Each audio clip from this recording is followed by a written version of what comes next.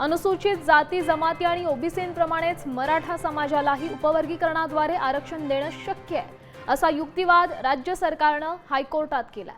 मराठा समाजाला स्वतंत्र आरक्षण देणं हे पूर्णपणे कायदेशीर आणि योग्य असल्याचा दावाही राज्य सरकारनं कोर्टात केलाय। दरम्यान कोर्टात कोणता युक्तिवाद करण्यात आला पाहूयात।